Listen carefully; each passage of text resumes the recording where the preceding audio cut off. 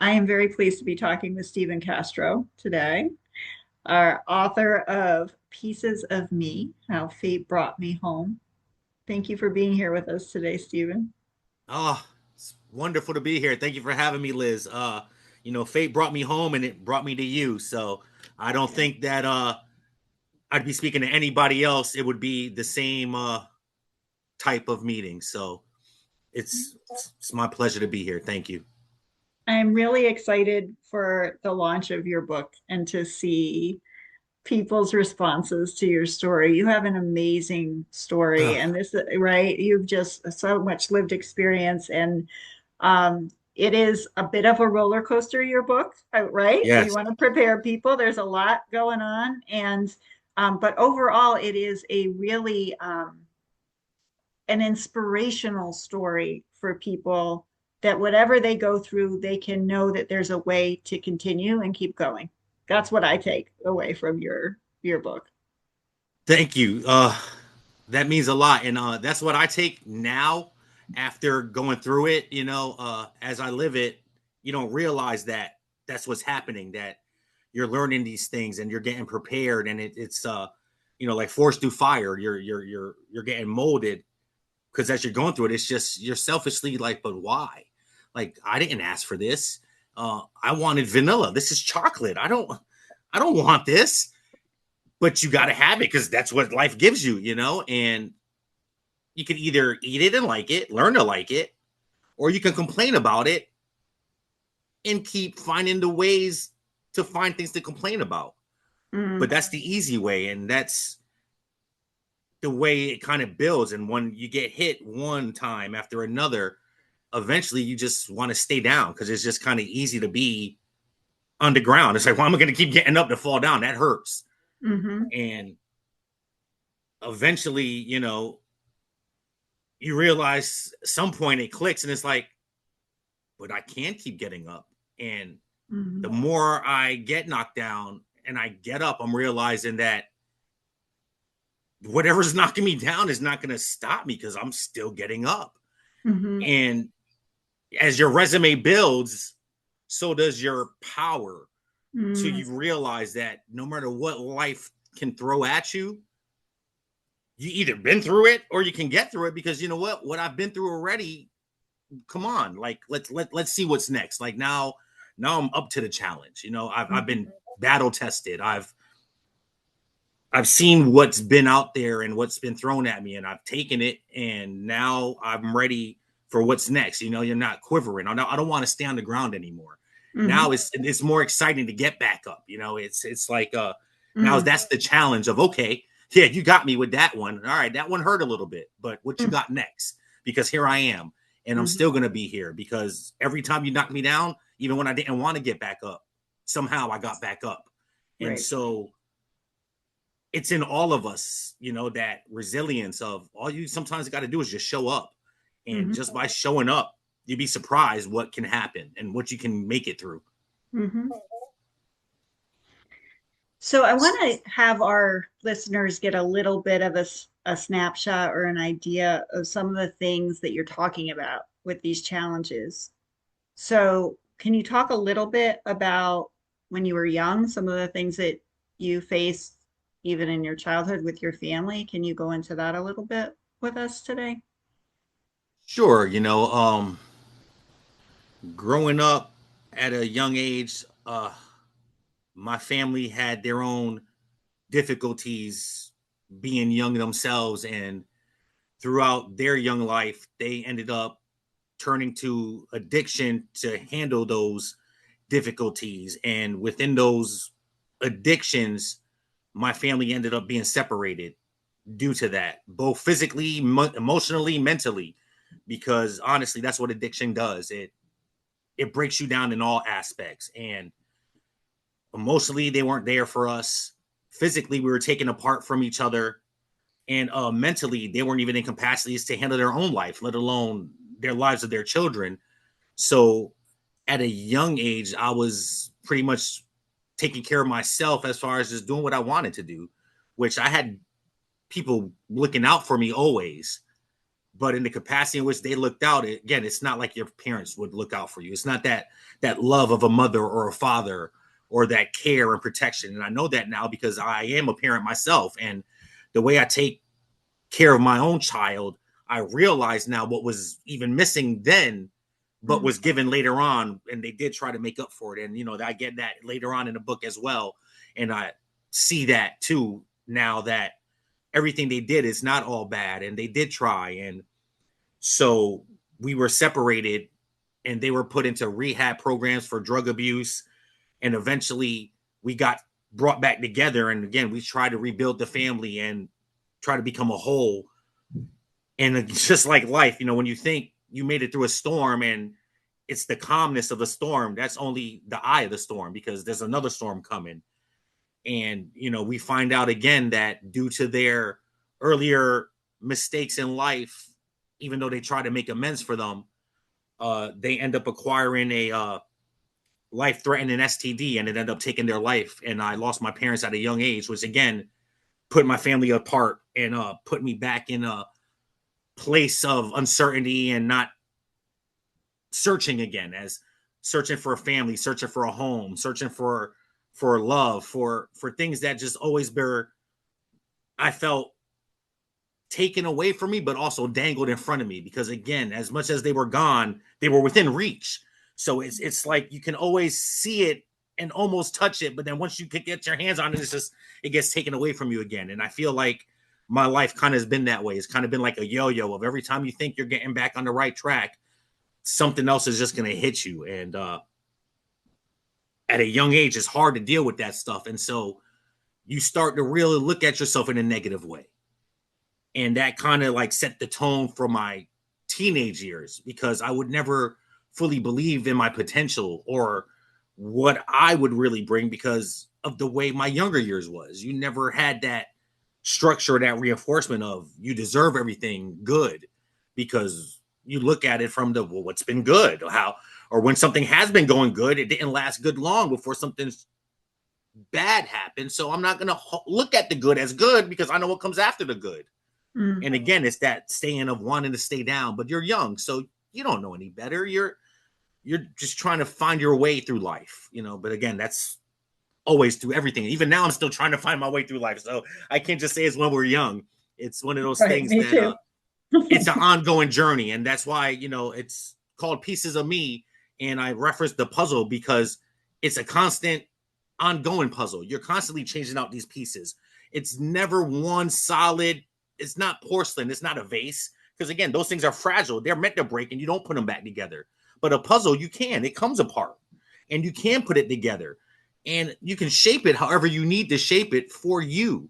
And that's the key of figuring out your traumas when you go through your life, is understanding the perspective of which way to look at that puzzle piece so it could fit your life to where you can accept it and make that puzzle now whole. Because Mm. that's really what it is. The pieces are within you. And that's the key. When all this time I'm looking for this on the outside of what I felt was taken from me, it's not that it was taken from me. It was always within me. I just had to realize that. And that's when you can be comfortable with everything that's happening on the outside and stop blaming everything on it. Why did they leave me? And why did this happen to me? Because it didn't happen to me. It just happened. Mm. And it's how I take it. But again, you're 10, you're 8, you're 12, you're 13. I don't understand or know that at that age. Again, I wish I knew now back then, and who knows how life would have been. But again, then I wouldn't be me.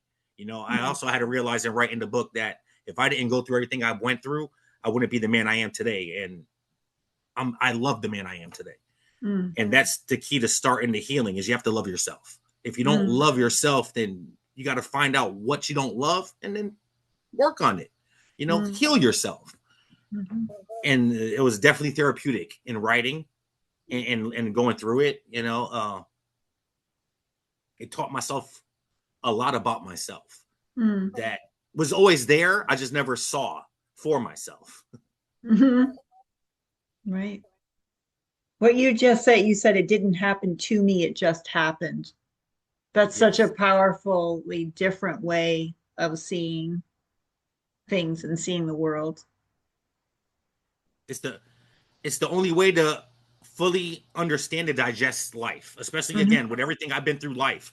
Because if not, you just go down that rabbit hole, like I said, of the why this happened, why that happened, why did they fight so hard? It was my parents to struggle to get out of that life that they knew they had to leave, to then just have it again taken away. It's like you fought so hard to get your life back together, to get clean from drugs, to get your kids back together, to build a family, to have us to believe that, we're going to do this again. And then it's like, here goes the hit the brick wall. And it's like, well, no, because here goes your father's going to pass away. And then a couple of years later, there goes your mother, and there goes your sister. And it's just like, okay, well, I don't know. Almost, again, you want to throw the towel in at a certain point, like, well, why? What's next? Oh no, or why not me? And you can't, because again, it's not you. And there is no reason then, because if it was, then you would know. So you kind of just got to go with it and be like, all right, well, let me see what I can take from this, because everything is either a blessing or a lesson. And I'm either going to learn from this or I'm going to grow from it and move on, because again, I'm still here. I'm still standing. I'm still moving on no matter what happens. And if I'm not, then that means you won and I'm not getting up anymore. And again, I'm not here. So, hey, Right. but until on my last breath, I'm going to keep swinging. And I got that from my parents, of showing me that until their last breaths. That's all they Hmm. try to do, is keep swinging, keep fighting, keep making life better for us, for them, keep trying to make amends for what they felt was their shortcomings in life. And the book again is in a sense, is my thank you to them, letting Mm. them know how everything they did, I see them for what they really are and who they truly are, and that nothing they did was in vain. And I have nothing but the utmost love and respect for them and everything they've been through in their struggles. And in this, in a way, is me honoring them, then it's the least I can do for them, for everything they did for me. And the way the way you began the book was you're actually like searching in a closet, right? You're like looking in a closet You for know, something. Yeah. cleaning, right, and find that again, right before my father passed away, he started trying to write his life, because I get he felt the calling, and to the fact Hmm. that he never got to finish, and there was just a couple of pages. Again, it just hit me after my later on in life own health issues I was dealing with, where I was on the table with my heart open, and didn't know which way I was going to end up going. And when to come back from that, and again, it's the why did I wait so long to wake up, almost, and then it start, now I'm beating myself up as to, you should know better. Like, you had the blueprint of to what not to do, and yet you ignored it due to your ignorance of, again, letting everything just weigh you down instead of just letting it go. And it's not your fault. You did nothing. Nothing was done to you.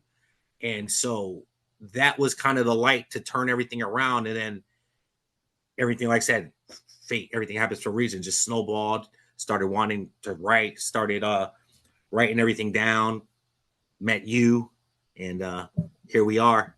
Hmm. And I'd love to hear a little bit about that journey, that idea of fate bringing you home throughout your story.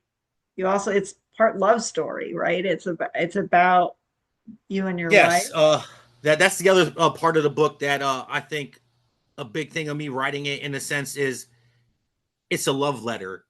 Mm, It's a love letter to my parents. It's a love letter to my son. mm, It's a love letter to myself, mm, and it's a love letter to my wife. Uh, Pretty much the most important people for the most of my life are those few people, and they've had the biggest impacts in my life. And literally, if it wasn't for all of them, the book wouldn't be here. My life would be very boring if it wasn't for all of them. mm, But exactly, the way the fate again of, from even finding out about how my parents got sick, that my father had the tragic accident, that if that pole doesn't fall on his leg and his leg doesn't get shattered, we don't find out that they acquired HIV. And who knows how many years or longer before we find out. And that could have even shortened our time together that I had with my mother and my sister. And again, I look at things like that now, that you be thankful for the time you have with the people that you love and the people that are in your life, because you never know when is that moment that they're going to be gone. Before my mom passed, she was on vacation with me, healthy as a whistle. And a week later, gone, just not here. And even shorter than that, 3 days before she was gone, she was here with me. And then just 3 days later, just gone. And again, instead of getting down, it's just like cherish the ones that you have, appreciate them. And fate let us have more time, because once we find that out, then again, you get the medicine, you get the treatment, you find out things. And then later on in life, meeting my wife in high school, and feeling that feeling of that gut, like she's special and there's something about this one. And she's basically laughing at me like, you're crazy, man. You don't know what you're talking about. We're okay. We're going to be together. And now here we are, 30 years later, well, we're together. So I guess somebody was wrong and somebody was right. We're not going to say who. and again, it's not without its bumps. And Right.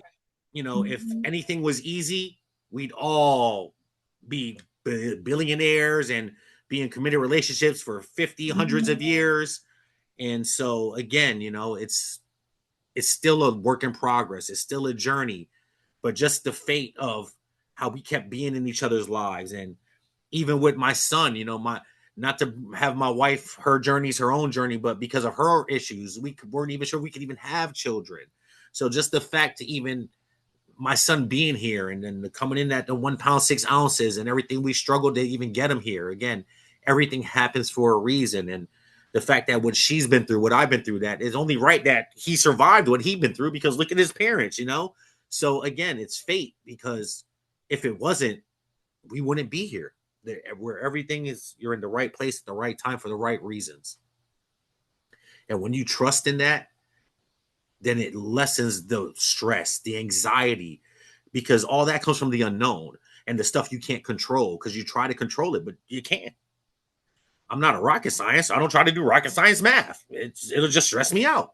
Mm-hmm. So once you could feel safe in knowing that you don't need to be in control, just try to live a happy life full of love with the people that surround you and makes you feel those things, and trust that everything else will take care of itself in the way that it needs to. And you just do what you need to do, and everything will be okay, even when it's not okay, because you find the way to make it okay, because you're going to get back up, because you've gotten up before. And that's where I learned my true power. It just took me 46 years Right. to get there. I wish I had the speed version sometimes. Yes. Well, thank you so much for taking time to talk with our listeners today and to share your story. The book is available in both paperback and ebook. It's available on Amazon, so people can find it by searching for Pieces of Me by Stephen Castro, and will come up that way. And is there anything else you want to have our listeners know today? Oh, well, if I could just leave them with anything, it's again, life is precious. Don't take it for granted. Mm. Every day you have is a new day to reinvent yourself.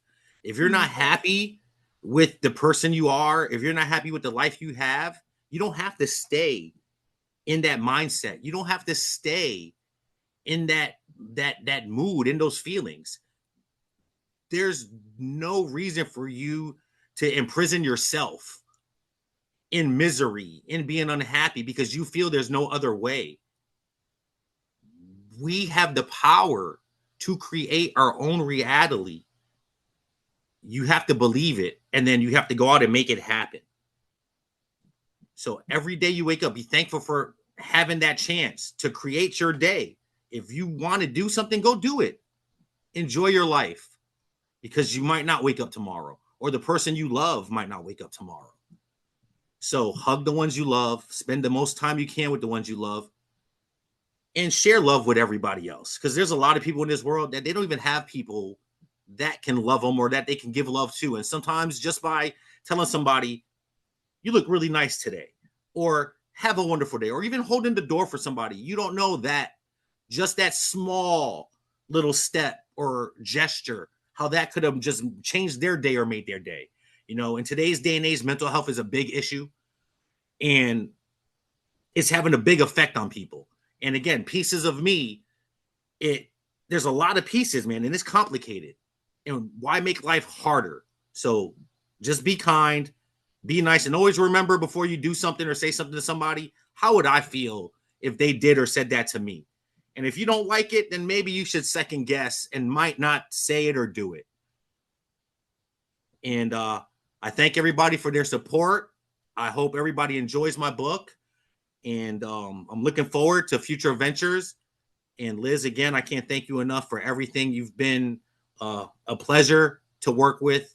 The mentorship and the curveballs you've thrown me kept me on my toes. Good. You've you let me know that I did have something here and that there was a message, you know, in my life. Because again, you just feel like sometimes it's life. I just, you know, I lived it like it's no big deal. And again, we got to stop selling ourselves short. We got to stop dimming our own light. Everybody has a story. Everybody is their own hero, and everybody can inspire somebody else. You just got to find what it is that inspires you and then go out there and do it. You are so inspiring. Thank you so much for putting this all together. It's been such a pleasure to work with you and create. And I know this we'll keep creating more things together and doing more things. You have so much wisdom in your heart and in your Only head. the beginning is what we do, Liz. Only the beginning. Beginning. That's right. Started a beautiful relationship. Oh, so thank you so much. And everyone should go and look for Pieces of Me on Yes. Amazon and get the book. And it is, depending on when people are listening to this podcast, the ebook is going to be free from August 26th to August 30th on Amazon. So please get a copy of that or order the paperback. Do both. Yeah, and do both. Why not? Thank you, Stephen. Thank you so much. It's been